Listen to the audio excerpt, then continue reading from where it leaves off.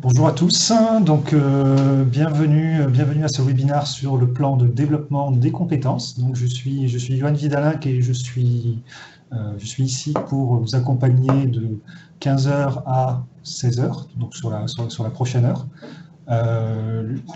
Donc vous allez voir que sur cette application, vous allez voir sur l'application à gauche la fonction chat. Alors, nous avons un petit problème d'écho que nous sommes en train de gérer tout de suite. Voilà, donc c'est bon, c'est en train d'être résolu. Encore désolé. Donc voilà, donc on va parler du plan de développement des compétences avec une approche un peu pratique, opérationnelle, vraiment adaptée à vos situations. Donc vraiment, n'hésitez pas à poser maximum de questions. Je tâcherai d'y répondre dans la mesure de mes compétences. Ça sera le mot du jour. Donc voilà. Donc je vous propose de commencer avec effectivement aujourd'hui ce webinaire. Il s'inscrit déjà dans la semaine européenne des compétences professionnelles que Demos supporte, soutient avec notamment des animations depuis hier, depuis lundi. Autour de la certification, aujourd'hui c'est un focus spécial CPF réforme, demain on sera sur le leadership management, jeudi neurosciences et pédagogie, enfin vendredi digital learning. Donc dans cet événement, en tout cas, vous pourrez venir par exemple tester la réalité virtuelle chez nous. Aujourd'hui, nous avions organisé des portes ouvertes spéciales CPF, donc voilà. Donc n'hésitez pas à vous inscrire sur les événements de cette semaine. On va passer au sujet qui nous intéresse maintenant, à savoir le plan de développement des compétences.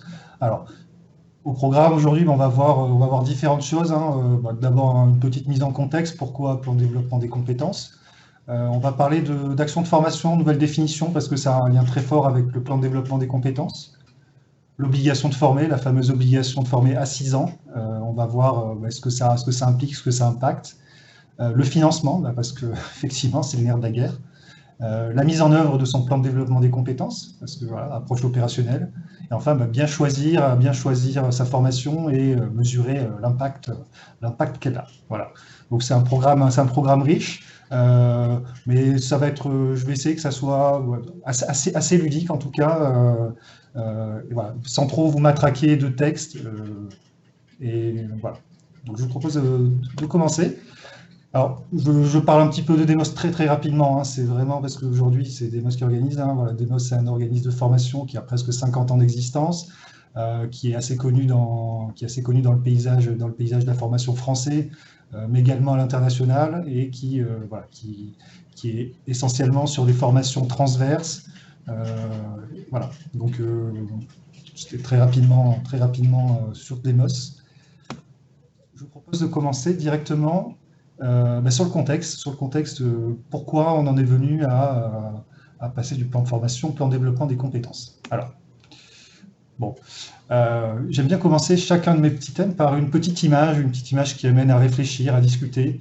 Et moi, cette image-là, elle m'a pas mal parlé, le poisson qui sort du verre d'eau, avec des modifications d'habitude à prévoir, parce que effectivement, la loi choisir son avenir professionnel a modifié et va modifier à l'avenir beaucoup d'habitudes qu'on croyait ancrées, que ce soit pour les salariés, les responsables formation, les RH, toutes les habitudes sont en train d'être un peu modifiées.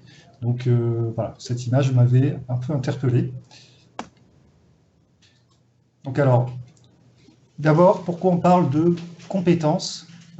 Pourquoi on parle de compétences? Mais en fait, j'ai commencé par une petite étude qui a sorti de Centre Info le mois dernier, dont je vous livre quelques informations.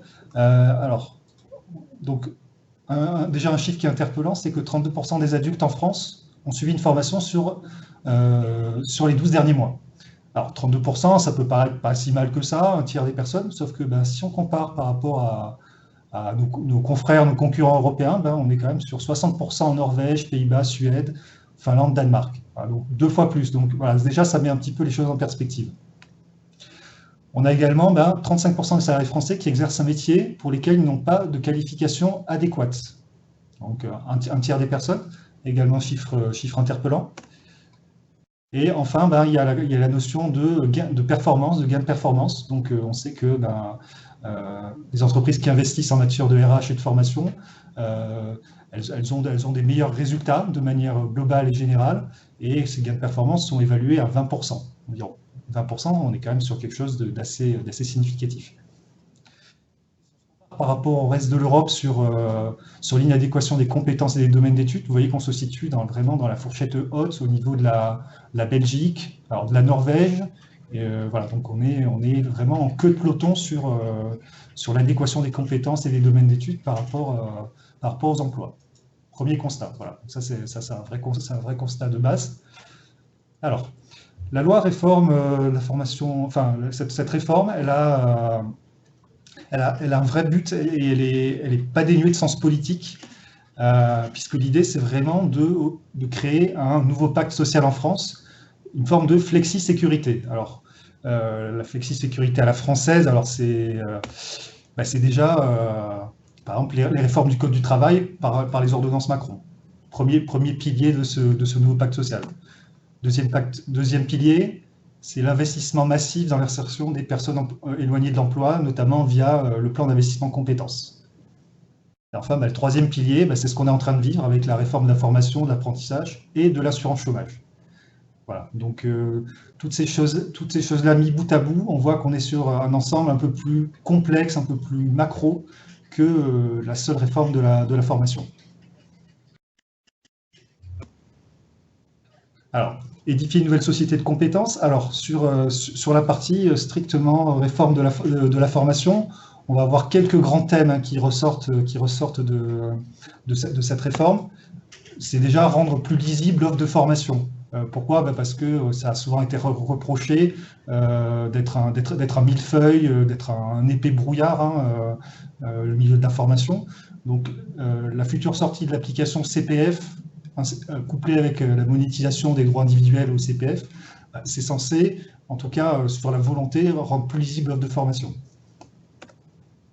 La régulation du système aussi, puisque vous savez qu'aujourd'hui, on est dans un système de certification professionnelle pour l'offre de formation, donc les fameuses certifications éligibles au CPF, mais également les organismes de formation qui seront obligés d'avoir une certification qualité à partir de 2021 si elles veulent bénéficier de fonds des financeurs. Donc une régulation du système. Développement de l'alternance, bon, ça on en a beaucoup parlé, donc avec notamment la libéralisation du marché. Aujourd'hui, il est beaucoup plus facile qu'avant d'ouvrir son CFA. De co-investissement. Alors ça, pour moi, c'est vraiment le nœud de la réforme. Celui qui n'a pas compris que cette réforme de la formation, c'était la logique de co-construction et de co-investissement. Je pense qu'il est passé à côté du cœur de la réforme. Et enfin, la lutte contre le chômage de masse, contre les personnes les plus éloignées de l'emploi, notamment avec le fameux PIC et les 15 milliards engagés. Et voilà, donc j'aime bien cette petite citation. Alors, je sais que je ne suis pas le premier à l'utiliser, mais ça doit être mon côté toulousain et fan de rugby. La compétence et l'intelligence situationnelle. Donc, dans un monde qui bouge de plus en plus vite, c'est la compétence qui permet de s'adapter. Et donc, c'est une introduction toute trouvée pour commencer à rentrer dans le cœur du sujet d'aujourd'hui. Alors, avant de parler du plan de développement des compétences, on va parler de la nouvelle définition de l'action de formation parce que ça va en découler mécaniquement et automatiquement. Alors, pourquoi cette nouvelle définition de l'action de formation? C'est important. Est-ce que c'était pas bien avant? Bon, on va voir qu'effectivement, il y a une vraie logique.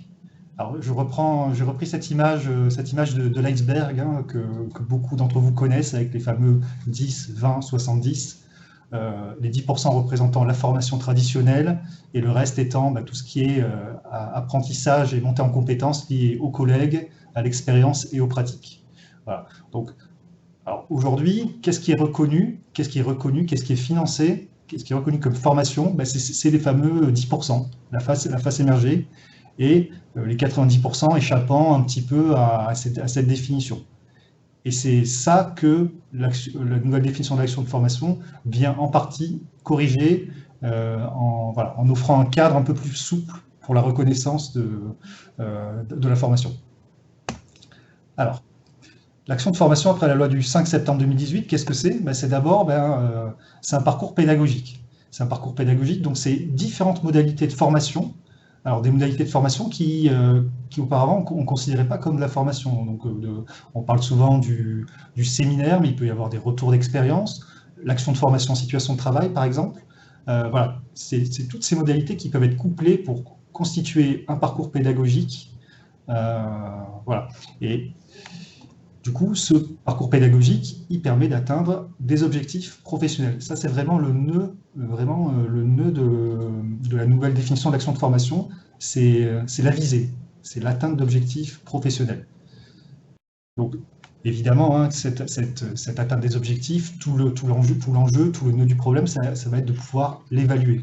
De pouvoir l'évaluer de manière objective, donc avec toute une forme, tout un tas d'outils qui ne se limite pas à la sacro-sainte feuille d'émargement, mais qui peut derrière être couplé avec des rapports, des bilans, des exercices, enfin, tout un tas d'outils qui permettent de mesurer cette montée en compétences.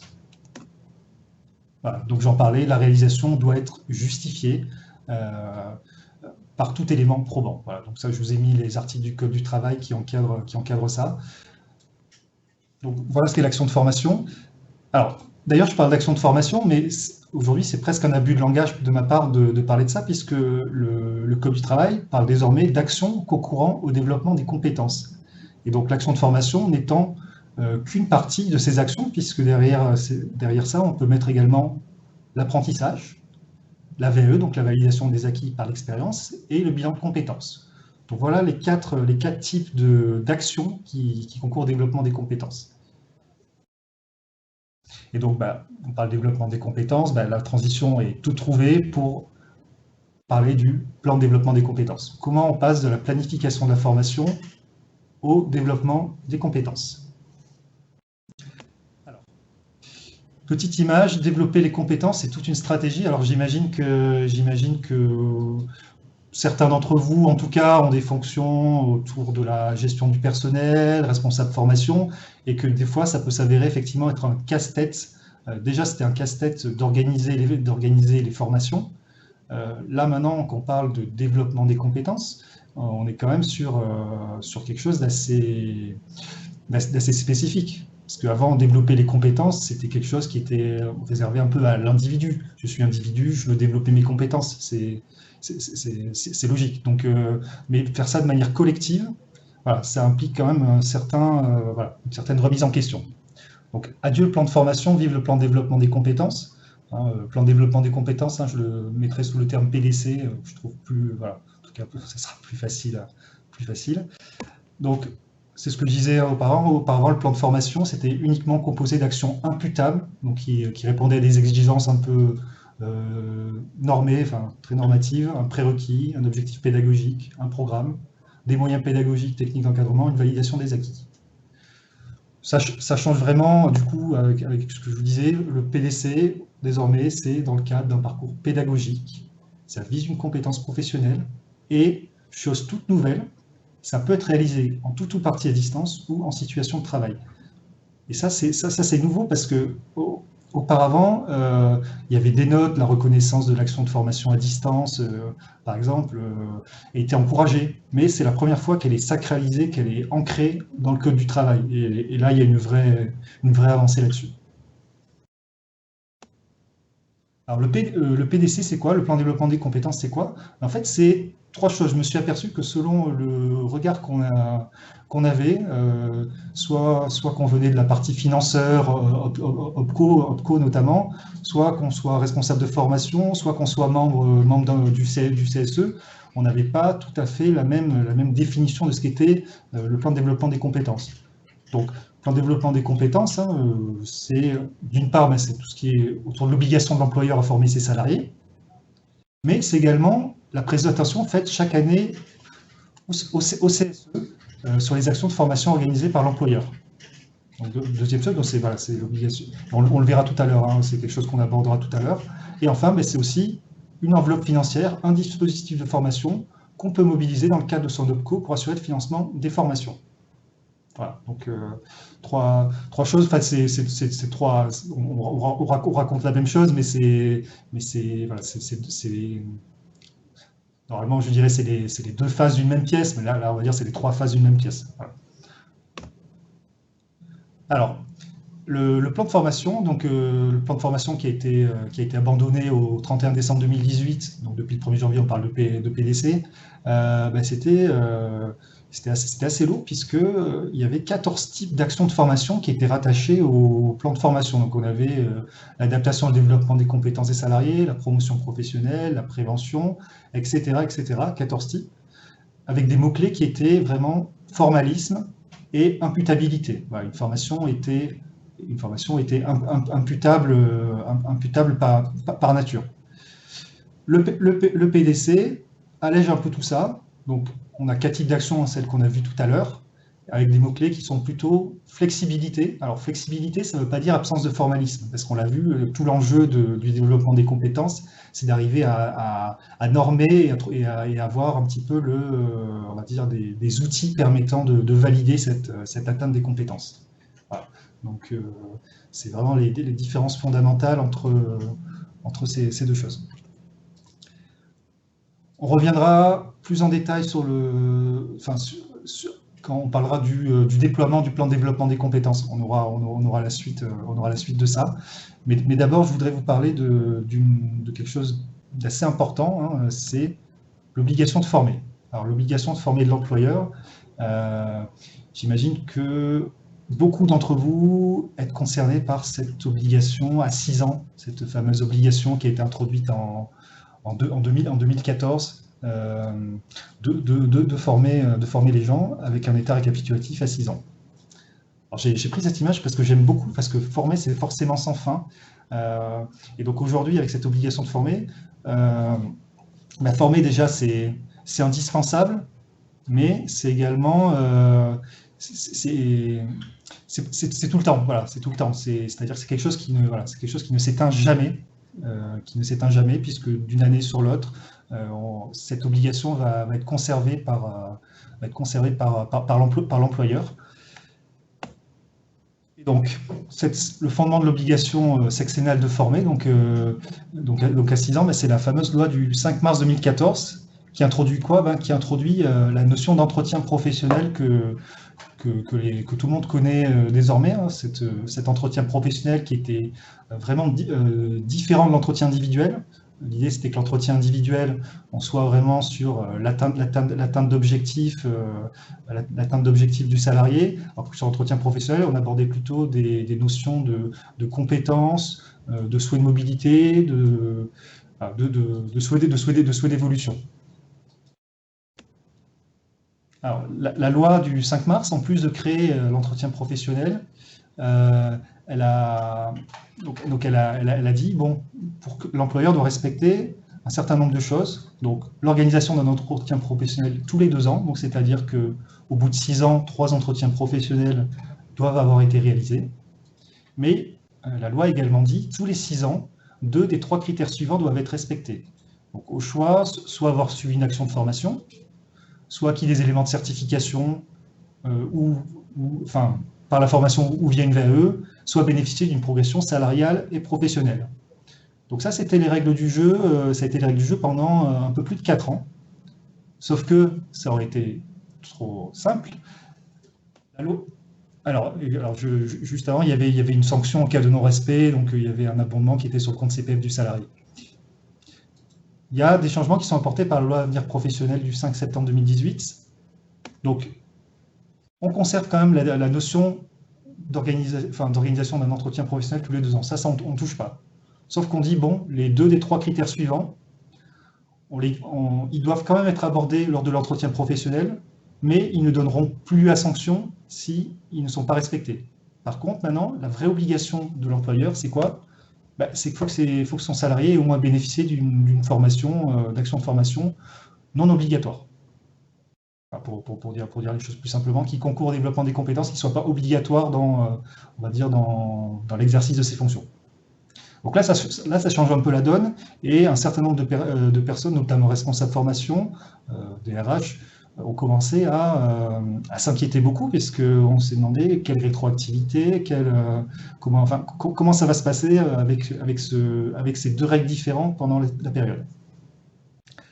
Alors, il y a juste une sanction qui a changé, donc maintenant on est vraiment sur 3 000, si jamais l'employeur ne respecte pas ces obligations-là, on sera sur un abondement du compte CPF du salarié de 3 000 euros. Alors 3 000 euros, c'est pas neutre, hein, c'est 6 fois 500 euros, 500 euros étant ce qu'un salarié cumule pendant une année sur son compte CPF. Donc on est sur 6 années de compte CPF d'un salarié. Alors, comment faire entre ces deux choses? Il y a eu un décret, qui est sorti, et finalement jusqu'au 31/12/2020, on va avoir le choix. On va avoir le choix avec une période transitoire. Donc, soit on organise un entretien professionnel tous les 2 ans, ça c'est commun aux 2 options. Et voilà, donc on va pouvoir jongler avec la règle qui nous paraît la plus avantageuse pour notre organisation. Donc ça c'est important à avoir en tête. Sachant que la communication du choix que l'entreprise a fait devrait être fait sur le premier trimestre 2021, si je ne dis pas de bêtises. Voilà. Donc vous avez encore un peu de temps pour y réfléchir, mais sachez qu'en tout cas, voilà, il y a ces deux options qui sont... Alors, les preuves en cas de contrôle. Alors, effectivement, on a tout l'enjeu d'une entreprise pour ne pas avoir à, on va dire, abonder ou en tout cas payer des pénalités suite au non-respect de ses obligations, ça va être de fournir des preuves probantes en cas de contrôle. Alors, ces preuves, quelles vont-elles être? Alors, sur l'aspect financier, on va effectivement demander soit des facturations externes de prestataires de formation, par exemple, ou des relevés de dépenses, qui, par exemple, sur la formation interne. Sur tout ce qui est définition de l'action de formation, c'est-à-dire prouver que ce qu'on a réalisé est bien une action de formation, on va pouvoir avoir, par exemple, le déroulé pédagogique de l'action, le programme, les évaluations. Ça, effectivement, c'est des choses qui peuvent participer à tout ce faisceau de preuves. Et enfin, tout ce qui est autour de la réalisation, de l'effectivité de la formation, là, on va avoir des émargements classiques, des relevés de connexion si c'est fait en ligne, des travaux, des certificats de réalisation, cette liste étant pas du tout exhaustive. Voilà. On doit être capable de prouver sous tout moyen que l'action de formation a participé au développement des compétences, que l'action de formation a bien eu lieu.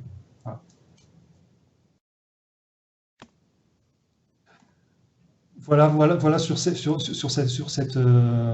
partie. Alors, oui, alors effectivement, ce que je n'ai pas mentionné sur cette obligation, on me le signale en question, c'est qu'effectivement, cette obligation ne concerne que les entreprises de plus de 50 salariés. Effectivement, vous faites bien de le mentionner. Alors, sur l'aspect financement, c'est là où effectivement il va y avoir un certain nombre de modifications. C'est vraiment la partie importante. Je pense que c'est là où il faut suivre, s'il y avait une partie où il faut suivre. Alors, j'aime bien cette image. Financer la formation, c'est savoir ouvrir les bonnes portes. Et tous les responsables formation ou salariés qui ont cherché un jour ou un autre à financer leur formation savent de quoi je parle, c'est-à-dire arriver à trouver le bon dispositif, connaître les règles de prise en charge, comprendre la mécanique de financement. C'est pas toujours aisé, voilà, donc ça effectivement. Mais aujourd'hui, en ce qui concerne le plan de développement des compétences, on va voir les principaux changements. Alors, premier changement, mais qui est finalement un peu accessoire, j'ai envie de dire, c'est la création d'une contribution unique, formation professionnelle continue et apprentissage. Voilà, c'est des contributions qui étaient auparavant scindées, séparées. Elles ont été fusionnées dans une contribution unique, donc qui est de 1,23% de la masse salariale pour les moins de 11 salariés, 1,68% pour les plus de 11 salariés. Qui est versé aujourd'hui directement aux OPCO et qui sera versé, d'ici 2 ou 3 ans à l'URSSAF directement. Donc ça, voilà, ça, léger changement, mais ça ne change pas la vie fondamentalement des entreprises. Voilà. Ce qui va vraiment changer, c'est tout ce principe de solidarité pour les moins de 50. Alors, ça veut dire quoi, ce principe de solidarité? Ça veut dire que pour les moins de 50 salariés, aujourd'hui, elles peuvent se faire financer par l'OPCO leur parcours de formation au titre de son plan de développement des compétences, comme c'était déjà le cas auparavant. Donc, selon les OPCO, selon les branches, il peut y avoir des conditions de niveau de prise en charge qui sont différents. Par exemple, certaines branches peuvent très bien décider de mettre un forfait global pour l'année pour des entreprises. Dire, moi, je ne financerai que, je ne sais pas, je dis une bêtise, jusqu'à 5 000 €. Il peut y avoir une autre option de dire, on finance totalement la formation, quelle qu'elle soit, ou au contraire de dire, je financerai 50% des actions de formation, les 50% restent en charge de l'entreprise. Donc ça, il faut vraiment se rapprocher de son OPCO pour voir les options qui ont été prises par les branches, parce que c'est très très différent. Hein. C'est très très différent. Voilà. Sur les plus de 50 salariés, et là, ça a fait grincer des dents, et on peut comprendre, hein, on peut comprendre. C'est qu'une action de formation aujourd'hui organisée dans le cadre du plan de développement des compétences, elle ne bénéficie plus d'aucun financement OPCO. Voilà, faut le dire clairement. Faut vraiment le dire clairement. Alors, effectivement, ça veut pas dire qu'il n'y a plus d'accès à d'autres financements, mais la logique qu'il y a derrière ça, c'est de dire que, en général, les grosses entreprises considèrent beaucoup plus la formation comme un investissement que des petites, qui ont plus besoin d'être accompagnées. Voilà, c'était un peu la logique de la loi. Alors, je dis qu'il n'y a plus d'actions de formation financées dans le cadre du PDC. Je mets quelques réserves, parce que, par exemple, il peut y avoir des accords de branche qui prévoient un versement conventionnel. Un versement conventionnel, donc c'est un versement supralégal, hein, au-dessus du fameux 1,68%, et qui permet de faire financer certains types de formations. Des fois, c'est des formations réglementaires, ou en tout cas des formations, on va dire, déterminées prioritaires par la branche. Voilà, donc pourrait éventuellement bénéficier des plus de 50 salariés. Donc ça, c'est une option. Donc ça, c'est pareil, il faut se tenir au courant de ce que pratique la branche. Et il peut également y avoir l'option de réaliser des versements volontaires à l'OPCO. Alors pourquoi réaliser des versements volontaires à l'OPCO? En général, c'est tout simplement parce qu'on espère avoir un retour sur investissement. Hein. On espère par exemple que l'OPCO va abonder ce qu'on lui donne. On lui donne 1000, on va peut-être récupérer 1100. Première option. Deuxième option, c'est avoir accès à des services, soit l'accès à des plateformes, des outils spécifiques, avoir accès peut-être à du conseil RH. Enfin voilà, on peut imaginer plein de choses. Et d'ailleurs, les OPCO travaillent sur une offre de service, dédiée. Donc ça, pareil, pas hésiter à se rapprocher de son OPCO pour savoir ce qu'il propose. Donc ça, c'est effectivement ce que je disais à l'intérêt du versement volontaire à l'OPCO. Je vais pas y revenir. Mais on va me dire, pour les plus de 50, c'est bien beau, mais si jamais moi je ne veux pas faire de versement volontaire et que ma branche ne prévoit rien, enfin, à un moment donné, je vais me retrouver un peu démuni, même si effectivement je vais peut-être investir parce que j'estime que la formation est importante pour moi. La première chose, ça peut être de développer la formation en alternance, hein, donc en alternance, en contrat pro, avec le contrat d'apprentissage ou la proa. Aujourd'hui, très clairement, un des axes prioritaires du gouvernement et la manière dont sont fléchés les fonds, c'est l'apprentissage. Hein, c'est l'apprentissage très clairement. Donc l'apprentissage, qui je rappelle, a été ouvert jusqu'à 29 ans.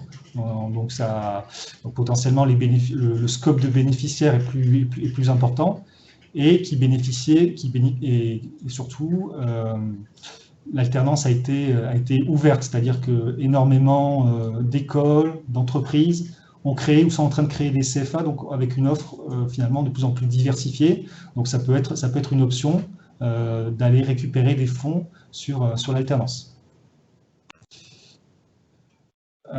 La mise en place, il peut également y avoir la mise en place de parcours AFEST au sein de l'entreprise. Alors l'AFEST, c'est très à la mode en ce moment, on en parle beaucoup, mais on en parle beaucoup parce qu'effectivement, ça a un vrai sens de pouvoir organiser ce genre de choses, ne serait-ce que pour le fait que le salarié ne s'absente pas. Et surtout, on sait aussi qu'il y a des retours sur investissement qui sont très importants là-dessus.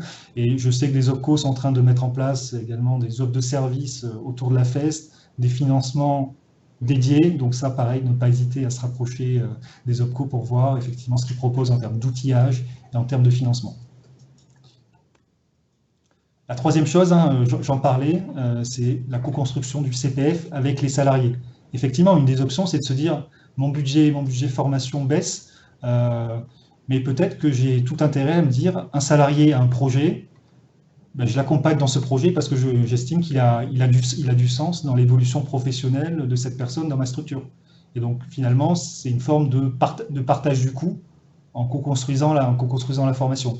Donc ça effectivement, c'est une alternative. Alors il y a des entreprises qui n'ont pas attendu la réforme hein, pour déjà faire ça, mais ça c'est une logique qui devrait se renforcer énormément dans les années à venir. Enfin, une option également possible, c'est créer un organisme de formation ou CFA interne. Pourquoi? Parce qu'effectivement, déjà, si je crée un CFA interne, je peux peut-être récupérer déjà des fonds de l'apprentissage, moi-même. Également, je garde la maîtrise de la formation, je fidélise des collaborateurs. Donc, voilà, et peut-être que je peux réduire mes coûts de formation par ce fait. Donc voilà, donc ça c'est des options qui sont tout à fait envisageables. Hein. On ne pourra pas les détailler là aujourd'hui vraiment de manière très fine. Hein. Là, c'est vraiment des axes de travail que je vous livre. Mais voilà. J'espère que tout le monde suit parce qu'effectivement c'est riche. Je verrai les questions tout à l'heure. Hein. Marion de Demos, qui est avec moi, est en train de me les capitaliser, Je vois effectivement des choses que je n'ai pas forcément abordées. Donc, ne vous inquiétez pas, je reviendrai dessus à la fin de la présentation. Alors, donc la mise en œuvre du plan de développement des compétences. Alors, j'ai pris l'image de la fusée parce que moi, ça, effectivement, j'ai trouvé ça très pertinent, la somme de compétences qu'il faut pour arriver à faire décoller une fusée. Et surtout, je me suis dit, mais si jamais rien n'était planifié, qu'est-ce qu'elle deviendrait cette fusée? Bon, on imagine tous qu'elle ne ferait pas un long vol. Et donc, du coup, sur le décollage, sur la mise en place du plan de développement des compétences, il y a certaines choses à savoir. Alors, notamment, on va commencer déjà par les bénéficiaires. Qui peut bénéficier du plan de développement des compétences? Alors, le principe général, c'est que l'employeur il est libre du choix des bénéficiaires du plan de développement des compétences. Donc ça, c'est vraiment un principe de base fondamental. L'employeur est libre. Sauf que ça se heurte quand même à quelques restrictions, ce serait bien trop simple. Donc déjà, c'est respecter les principes de non-discrimination et d'égalité de traitement. Bon, déjà, on voit qu'on est sur liberté, mais liberté surveillée. Mais surtout, on l'a vu déjà précédemment, sur une obligation de former ses salariés, l'obligation à 6 ans. Donc, effectivement, je suis libre quand même des orientations, mais au bout du bout, si je veux pas me faire avoir par la patrouille, j'ai tout intérêt à former mes salariés et l'ensemble de mes salariés. Alors, l'ensemble des salariés, on parle du personnel en CDI et CDD, hein, sans restriction d'ancienneté. Donc, il n'y a pas de discrimination. Une spécificité également pour les plus de 300 salariés, il y a une obligation à 3 ans de négocier la GPEC, qui doit porter sur les objectifs, les catégories d'emploi, et où là, effectivement, on va déterminer des bénéficiaires prioritaires. Les modalités de mise en œuvre. Alors, en général, un plan de développement des compétences, enfin, on le planifie sur un an, hein, c'est sur une temporalité annuelle, mais le Code du travail n'exclut pas du tout qu'on puisse le planifier de manière infra ou pluriannuelle. Ou même on peut avoir ces plusieurs niveaux qui se superposent sur un plan de formation. Alors, on peut avoir typiquement sur 6 mois ou sur 2-3 ans, effectivement, avec des grands axes et des ajustements annuels. Voilà, ça c'est tout à fait possible. Donc la formation, elle peut réaliser tout à fait en interne ou en externe. Donc encore une fois, sous réserve de répondre à la définition d'une action de formation. Et elle peut également avoir pour objectif l'obtention d'un bloc de compétences, un ou plusieurs blocs de compétences d'une certification professionnelle. Donc voilà, quelque chose à savoir. Alors, comment rédiger son plan de développement des compétences? C'est vrai que avant la réforme, on avait ces fameuses deux catégories. Une catégorie qui était de l'ordre des formations qui sont de l'ordre d'aide au maintien dans l'emploi, et celle qui était plutôt de l'ordre du développement des compétences, catégorie 1, catégorie 2. Après la réforme, finalement, il n'y a plus ces catégories-là, on ne s'embête plus de ces catégories-là, mais moi je vais quand même vous conseiller de faire une distinction dans le plan de formation, parce que pour moi, il y a une vraie distinction entre ce qui est de l'ordre de la formation réglementaire et les autres actions de formation. Puisque sur l'obligation à 6 ans, tout ce qui est de l'ordre de formation réglementaire, on va le mettre de côté. Et ce sera les autres actions de formation qui seront ciblées. Donc voilà, donc pour le coup, c'est intéressant pour moi de faire vraiment cette distinction-là. Sachant ce qu'il faut savoir également, c'est que les formations réglementaires, elles doivent être normalement suivies sur le temps de travail. Parce que on estime que c'est dans le cadre de ces fonctions, on est obligé de faire ces formations, donc c'est logique qu'elles soient sur le temps de travail. Toutefois, les autres actions de formation, elles sont possibles hors temps de travail. Donc ça, c'est le principe, sachant que c'est un peu restrictif, puisque c'est limité à 30 heures par an, normalement hors temps de travail, sauf accord collectif contraire. Donc, voilà, des choses à savoir. Alors, tout à l'heure, j'avais parlé du CSE. La consultation obligatoire du CSE. Alors, déjà, CSE, c'est quoi? Alors, parce que les spécialistes savent ce que c'est, mais le CSE, aujourd'hui, c'est l'instance qui va fusionner les anciennes instances, les DP, délégués du personnel, le comité d'entreprise, le CHSCT, et qui doit être mis en place dans toutes les entreprises de plus de 11 salariés. Et donc l'échéance, c'est fin d'année. Donc beaucoup d'entre vous, j'imagine, ont déjà effectué la transition sur le CSE. Alors, il y a une obligation par rapport au CSE, une obligation pour les plus de 50 salariés de 2 consultations annuelles obligatoires qui vont porter sur, d'une part, la politique sociale et les conditions de travail et emploi, et d'autre part, sur les orientations stratégiques. Et pour le coup, c'est à ce moment-là que le plan de développement des compétences doit être introduit, avec notamment les données qu'on doit reporter dans la base de données économiques et sociales, la BDES, que j'imagine les RH responsables de formation connaissent bien. Voilà. Donc ça, vraiment pas oublier qu'il y a ces consultations annuelles obligatoires. Alors, quelques conseils enfin pour finir le déploiement de son plan de développement des compétences. Alors, c'est des choses qu'on a déjà vues. Donc, pour moi, il y aurait déjà le fait d'identifier les actions de formation obligatoires et réglementaires dans votre activité ou par catégorie d'emploi. Donc déjà avoir ce dispatching dans votre tête et une manière un peu formalisée. Essayez de voir aussi s'il n'y a pas des obligations en matière de formation qui sont liées à l'accord d'entreprise, de groupe ou la branche, qui soient au-dessus du légal ou qui imposent certaines spécificités. Voilà, ne pas hésiter à regarder ça. Cartographier les différentes populations classes d'emploi au sein de votre organisation, notamment effectivement si on veut cibler, si on veut bien cibler la formation, c'est important aussi de savoir quelles personnes on a chez nous et quels sont leurs réels besoins. Donc bien respecter les différentes consultations IRP, voilà, ça paraît un peu la base, mais on sait bien que c'est pas toujours si évident que ça dans les faits. Et enfin, le fait de documenter, archiver les différentes preuves de réalisation des actions de formation, puisque, on l'a vu, en cas de contrôle, pour justifier le fait d'avoir respecté son obligation de former, c'est là-dessus que ça va porter. Donc, voilà, essayer de mettre en place un système qui qui permet de répondre à cet objectif. Voilà, et on est déjà à notre dernier thème sur le plan de développement des compétences, c'est choisir sa formation et mesurer son impact. Alors, effectivement, parce que là, on n'a pas vraiment été là-dedans, mais choisir sa formation, c'est pas si simple que ça. Déjà, individuellement, c'est pas toujours simple. Collectivement, ça peut l'être encore moins. Donc finalement, bien choisir sa formation pour ne pas perdre la direction. J'aime beaucoup cet adage.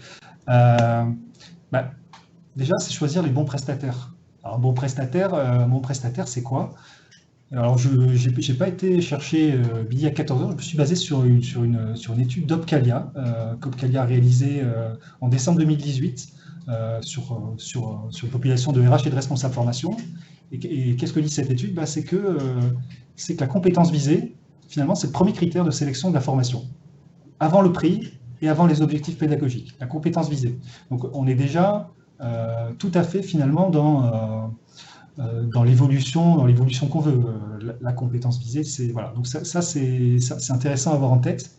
Et deuxième chose, c'est proximité, notoriété, c'est vraiment les deux mots pour choisir son organisme de formation. Pourquoi on choisit un organisme? Parce qu'il est proche de nous, parce qu'il y a une notion de territorialité, puis il y a surtout une notion de pratique. De pratique, c'est-à-dire que c'est bien si mes salariés n'ont pas à prendre un billet de train pour aller se former, ou n'ont pas à passer des heures dans les transports.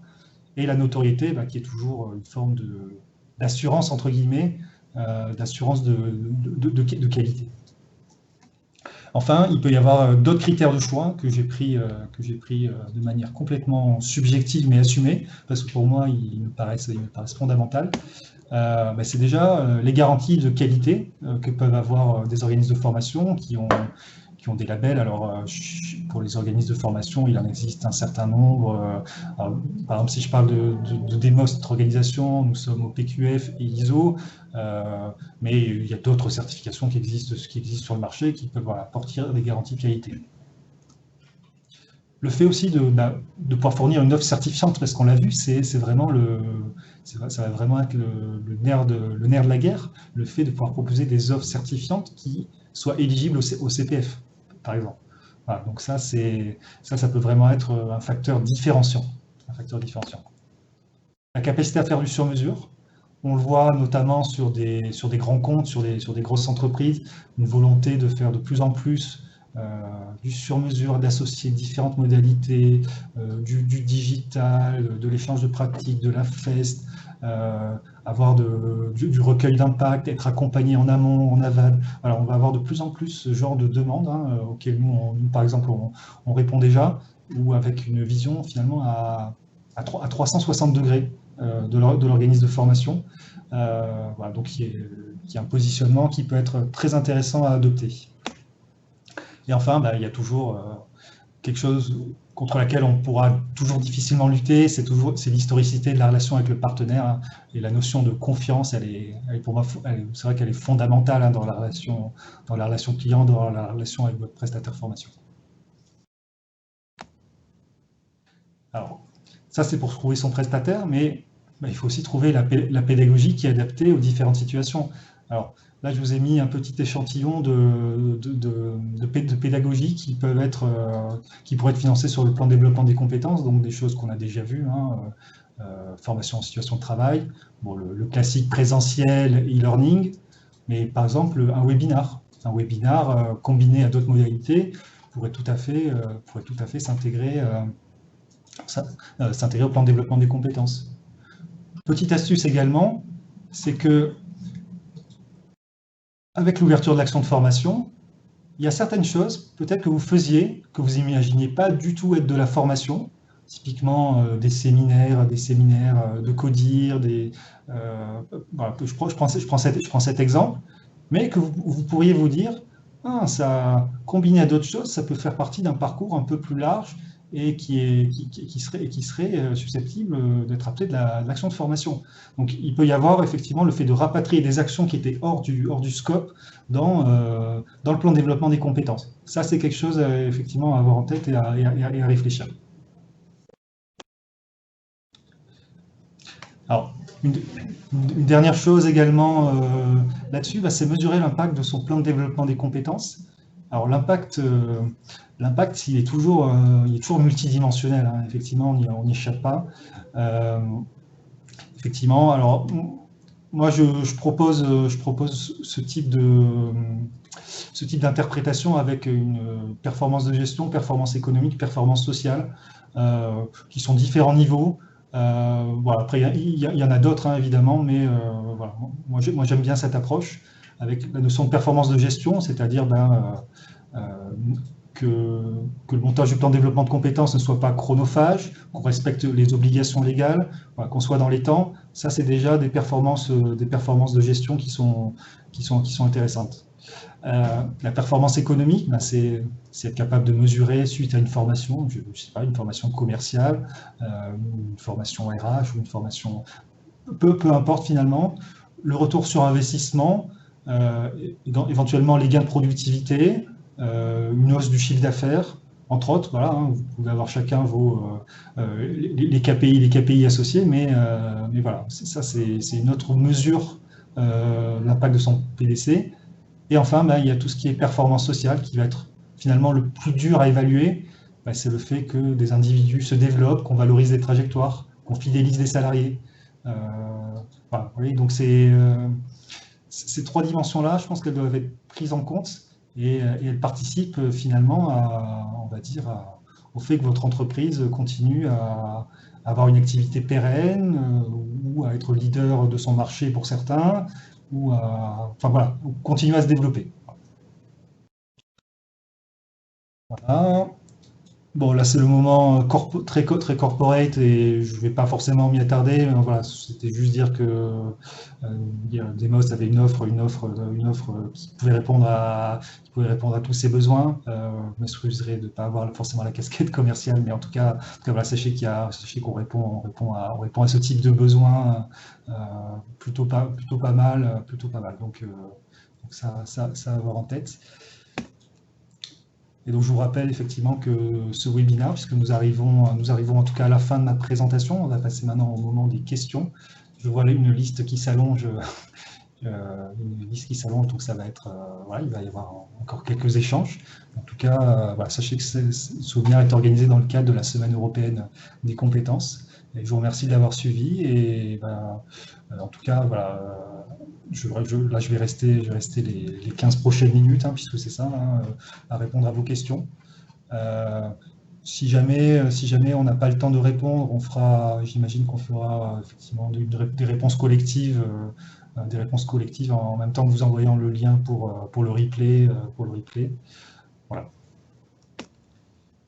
Et du coup, merci à tous. Et du coup, je vais prendre connaissance des questions. Alors, j'avais une question sur qu'est-ce qu'une action concourant au développement des compétences. Bon, mais c'est ce que j'avais expliqué tout à l'heure, hein, une action concourant au développement des compétences. Finalement, c'est le nouveau terme générique qui comprend les actions de formation, la VAE, bilan de compétences et tout ce qui est formation en apprentissage. Voilà. Donc ça, c'est le nouveau terme générique qui est repris par le Code du travail. Pouvez-vous expliciter la différence entre formation obligatoire, non réglementaire et haute formation? Alors, oui, alors effectivement, formation. En fait, il y a tout ce qui est formation obligatoire et tout ce qui est formation non obligatoire. Hein, c'est vraiment la distinction à faire. Donc, une formation obligatoire ou réglementaire, c'est une formation qui est indispensable pour l'exercice de certaines activités. Alors, si je reprends le milieu du transport, par exemple, que je connais bien, vous allez avoir de la FCO, par exemple, vous allez avoir du CACES, vous allez avoir dans certains domaines des normes en termes d'hygiène et de sécurité. Donc là, il y a des formations adéquates. Là, on est sur de la formation encore réglementaire. Et après, il y a tout ce qui est formation par opposition, il y a tout ce qui est formation de développement, donc qui peuvent être du management, qui peuvent être du RH, des compétences métiers, des compétences transverses, voilà, tout ce qui n'est pas vraiment requis fondamentalement, enfin en tout cas qui t'empêchera pas d'exercer le métier réglementairement. Voilà. Alors on me dit que certaines startups proposent des formats digitaux de formation très courts, de quelques minutes par jour, donc ce qu'on appelle du micro-learning. Pour qu'une formation puisse être prise en compte dans le cadre du plan de développement, y a-t-il des critères à respecter, notamment en termes de durée de formation ou de durée du parcours? Et non, c'est là que ça devient intéressant, c'est que finalement, légalement, il n'y a pas de durée qui est fixée sur une formation pour qu'une formation soit éligible au plan de développement des compétences. En revanche, on sait qu'il faut que ça soit organisé dans le cadre d'un parcours et qu'on développe une compétence professionnelle et que cette compétence professionnelle puisse être validée, attestée par un certain nombre d'outils. Et c'est là où le bas peut blesser, par exemple, sur du micro-learning. Sachant qu'en plus, ce qu'il faut savoir, c'est que certains OPCO aussi peuvent dire, nous, pour que ce soit considéré une action de formation, il y a quand même une durée minimum à respecter. Donc, il peut y avoir quand même des restrictions qui sont faites par des financeurs là-dessus. Mais en tout cas, légalement, il n'y a pas de limite de durée.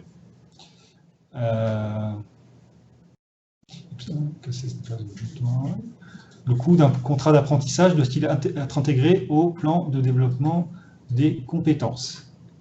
Cela pèse lourd dans le budget. Alors, le contrat d'apprentissage, déjà, il faut savoir qu'il va être financé du coup sur une autre enveloppe que le plan de développement des compétences qui va être dédié au contrat d'apprentissage. Doit-il être intégré au plan de développement des compétences?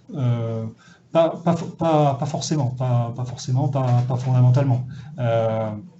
Disons que sur le plan de développement des compétences, vous allez... Alors, il va y avoir deux options, hein. Soit vous faites un contrat d'apprentissage pour un salarié qui est déjà dans l'entreprise, parce qu'effectivement, ça c'est quelque chose que je n'ai pas abordé, mais c'est quelque chose qui est tout à fait envisageable, c'est qu'une personne qui soit rentrée peut-être à 20 ans dans une entreprise souhaite évoluer et la possibilité de faire un contrat d'apprentissage. Ça c'est possible. Et après, il y a également tout ce que l'entreprise va payer peut-être en delta sur un contrat d'apprentissage, si par exemple la formation n'est pas prise en charge intégralement par un financeur. Ça, effectivement, c'est des choses que vous allez pouvoir rajouter au plan de développement des compétences. Je ne veux pas dire de bêtises vraiment là-dessus, parce que je me permettrai vraiment de revenir vers vous là-dessus, puisque je ne suis pas tout à fait sûr de ma réponse là, donc voilà, ce sera dans le mail envoyé. Définition, la sanction. Donc, je lis. Donc, effectivement, on est sur la sanction pour effectivement les entreprises de plus de 50 salariés. C'est ce que j'avais dit. De quand date le décret sur les modalités appliquées jusqu'au 31/12/2020? Oui, alors la fameuse période de transition, dont je vous ai parlé. Alors c'est un décret qui est tout récent, hein, qui doit dater de cet été, si je ne dis pas de bêtises. Sinon j'aurais dû le documenter sur la présentation. Oui, il me semble que c'était peut-être dans le décret coquille, mais je ne veux pas dire de bêtises, mais en tout cas c'est assez récent. Pareil, je vous mettrai ça dans le mail de synthèse qui vous sera envoyé. Pouvez-vous me confirmer que le bilan doit tout de même aborder les 3 critères? Oui, alors je vous confirme qu'effectivement l'entretien professionnel doit bien aborder les 3 critères, hein, les fameux 3 critères, dont 2 en option, enfin ce que je vous parlais tout à l'heure, le fait d'avoir soit bénéficier d'une promotion, soit avoir suivi une action de formation. Enfin voilà, les fameux 3 critères qui étaient en vigueur en 2014 doivent toujours être abordés lors de l'entretien professionnel, mais c'est plus là-dessus qu'on attendra l'employeur sur son obligation de former. Voilà, c'était 2 distinctions. Qui peut contrôler notre plan de développement de compétences? Ça sera l'État, hein, très clairement, ça sera l'État qui qui peut venir fouiner là-dedans. Est-ce qu'il y a un format de plan de développement des compétences à respecter? Alors, il existe beaucoup de modèles sur le marché, l'essentiel étant, en fait, un plan de développement des compétences, c'est un outil, il faut le voir vraiment comme un outil de pilotage, hein, c'est un outil de pilotage au service du responsable de formation. Il faut qu'il soit lisible pour les personnes qui l'alimentent, mais aussi lisible pour les personnes à qui vous le confierez, que ce soit les instances représentatives du personnel ou également éventuellement des auditeurs ou des contrôleurs. Voilà. Il faut qu'on puisse retrouver un petit peu les différents éléments. Donc voilà, du coup, on me demande quel formalisme voilà, pas de formalisme imposé, si ce n'est effectivement être lisible. Et pour les entreprises de moins de 50, pas de sanctions. Non, pas de sanctions pour les moins de 50. Mais par contre, alors, on me pose une question piège sur les seuils s'ils atteignent des 50 en juin 2018. Quelles obligations? Effectivement, c'est une question piège auquel je n'ai pas la réponse tout de suite. Donc, je vérifierai effectivement sur les seuils. C'est pas... Je vérifierai sur les franchissements de seuil qui ne sont pas tout le temps. D'entreprise. C'est quelqu'un qui est séminaire.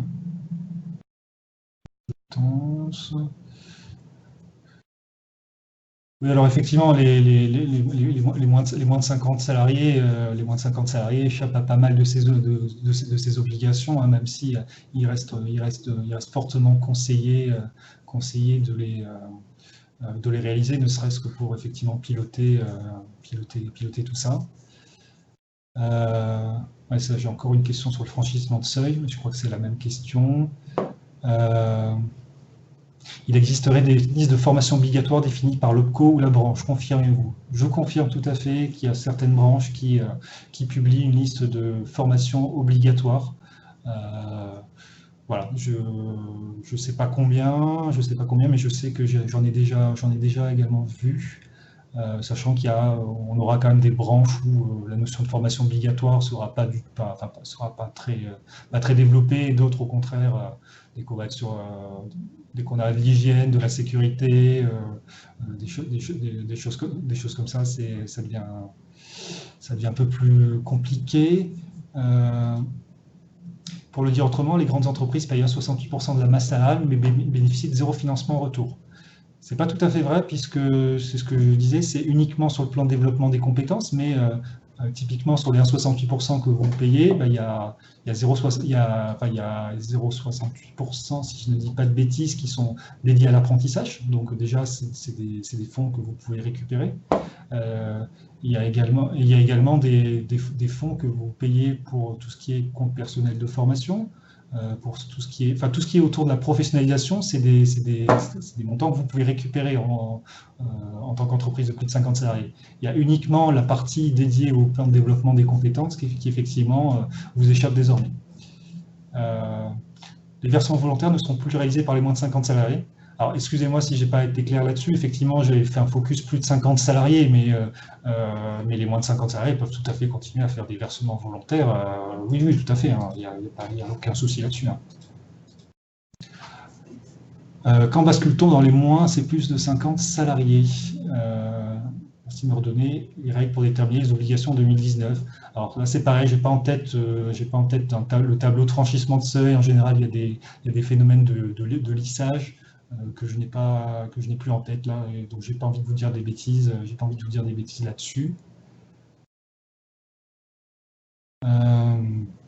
Comment tenir notre obligation tous les 6 ans et l'absence de financement? Alors effectivement, je vous ai effectivement donné quelques pistes. Hein. Je ne dis pas que c'est facile, parce que on a aussi été habitué à un système où beaucoup de choses étaient financées, et c'est vrai que là, ça oblige à être plus inventif, plus ingénieux.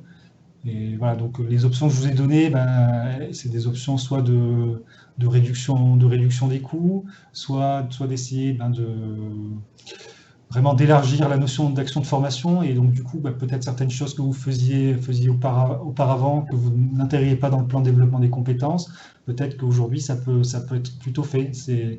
Alors, voilà, je pense que beaucoup d'entreprises auront sûrement besoin d'être accompagnées là-dessus parce que effectivement, c'est pas du tout évident, sachant qu'on a, encore une fois, on n'a pas de retour d'expérience. C'est la première fois qu'il va y avoir le bilan à 6 ans. Donc, on ne sait pas vraiment à quel point on sera, enfin, à quel point ce sera exigeant, à quel point l'État sera exigeant et à quel point on va contrôler vraiment on va dire la pertinence d'une action de formation. Enfin, à partir de quel seuil est-il rentable de créer un CFA en interne? Ah bah, très très très bonne question. Alors là, ça dépend vraiment de beaucoup de choses, de votre secteur d'activité, si vous avez besoin de faire des investissements, d'un gros plateau technique, si vous avez des formateurs en interne, ou si vous avez besoin de recruter, si vous avez de matériel spécifique. En fait, il y a un vrai business model à faire, et là, je ne pourrais pas vous donner un seuil de rentabilité d'un CFA en interne. Ça nécessiterait une approche un peu plus fine. Bon. Alors, comment intégrer un séminaire dans un PDC? Alors, je vous donnais l'exemple qui n'était pas anodin, un séminaire tout seul, aujourd'hui, il y a peu de chances qu'il soit considéré comme action de formation. Par contre, effectivement, on peut très bien imaginer des parcours où il y a une ou deux journées de formation présentielle, un séminaire, ensuite une classe virtuelle, un échange de pratiques, voilà, où on mixe plusieurs modalités avec au final l'ambition d'atteindre des objectifs professionnels. En fait, voilà, ça nécessite d'imaginer en fait une ingénierie de formation autour de ça.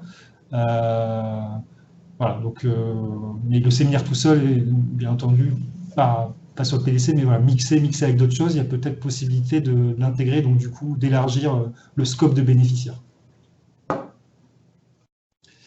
Alors, il est 4 heures, je vois qu'il y a encore plein d'autres questions. Malheureusement, on ne va pas pouvoir tout y répondre. Et je m'en excuse par avance. J'ai l'impression que ça a pas mal suscité de questions, et moi je trouve ça très bien, parce qu'effectivement, j'ai pas pu tout aborder. Voilà, ce qu'on va faire, on va faire un point avec Marion pour vous faire une restitution et pour que voilà, vous n'ayez pas de frustration avec le fait que on ne vous ait pas répondu. Bon, voilà, on va essayer de vous répondre au maximum là-dessus. Voilà. Bon, en tout cas, merci beaucoup à tout le monde. C'était un plaisir d'être avec vous, et je vous souhaite une excellente fin de journée. À très bientôt. Et puis voilà. Bon plan de développement des compétences. Merci.